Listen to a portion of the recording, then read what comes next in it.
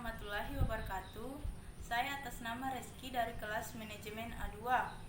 Di video ini saya akan menjelaskan materi bab 6 yang berjudul Akuntansi Perusahaan Dagang dan Jurnal Khusus, Penjualan dan Penerimaan Kas.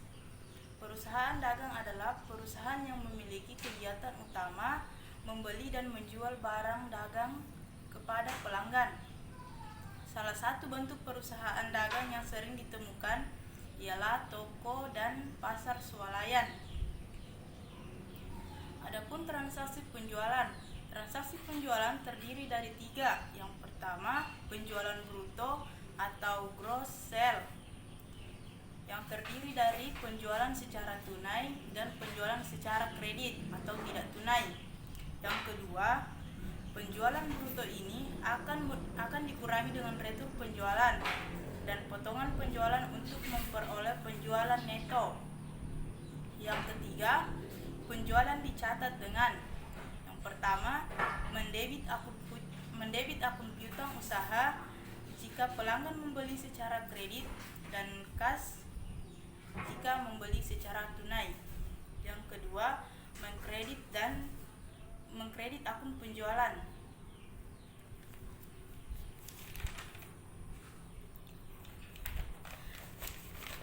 Dan dapat kita lihat di sini yaitu gambar 6.1 faktur penjualan yang terdiri dari beberapa. Yang pertama, faktur penjualan, yang kedua, tanggal faktur, yang ketiga, nama dan alamat pelanggan yang dikeringkan faktur penjualan, yang keempat, terms of credit atau termin penjualan, yang kelima, logo gudang penjual, yang keenam, kode barang, dan yang ketujuh, total tagihan. Dan materi yang kedua yaitu jurnal khusus. Di dalam jurnal khusus tersebut terdapat jenis jurnal khusus dan transaksi yang dicatat.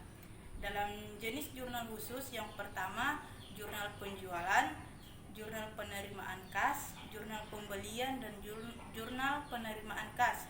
Sedangkan transaksi yang dicatat yaitu pertama, penjualan barang dagang secara kredit, yang kedua, penerimaan kas dari berbagai sumber penjual, yang ketiga, pembelian barang secara kredit, yang keempat, pembayaran kas untuk segala pengeluaran. Adapun keuntungan penggunaan jurnal khusus dalam mencatat transaksi yang terjadi di perusahaan dibandingkan dengan jurnal umum antara lain: yang pertama, dengan menggunakan jurnal khusus, perusahaan tidak perlu selalu mencatat nama akun setiap kali terjadi transaksi, seperti pencatatan dengan menggunakan jurnal umum. Yang kedua, jika perusahaan menggunakan jurnal umum untuk mencatat transaksi-transaksi yang terjadi, maka ketika ayat jurnal tersebut hendak dipindahkan ke buku besar, maka satu persatu ayat jurnal dipindahkan saldonya ke buku besar. Yang ketiga, dengan menggunakan jurnal khusus, perusahaan dapat mengetahui pelanggan yang memiliki piutang usaha kepada perusahaan, dari mana asal kas yang diterima kepada pemasok yang berutang dan melakukan pembayaran. Materi selanjutnya yaitu buku besar pembantu. Perusahaan memerlukan jurnal khusus selain jurnal umum untuk mencatat transaksi yang terjadi pada perusahaan. Hal yang sama juga terjadi pada buku besar atau ledger atau general ledger. Perusahaan tidak hanya membutuhkan buku besar, tetapi juga memerlukan buku besar pembantu. Sebagai contoh, pada buku besar terdapat akun piutang usaha. Yang pertama, saldo awal piutang usaha. Yang kedua, penambahan piutang pada suatu periode. Yang ketiga, pelunasan piutang pada suatu periode. Yang keempat, saldo akhir piutang usaha pada suatu periode. Hal tersebut untuk membedakan pencatatan pada buku besar dan buku besar pembantu. Yang pertama, pos mengacu kepada informasi yang dipindahkan dari jurnal ke buku besar. Yang kedua, Rekor mengacu kepada informasi yang dipindahkan dari jurnal ke buku besar pembantu.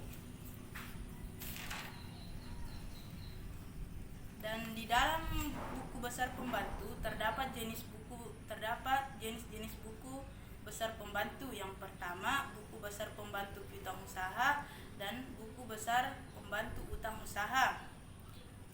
Dan transaksi yang dapat dicatat yaitu mencatat utang pelanggan dan mencatat utang kepada pemasok.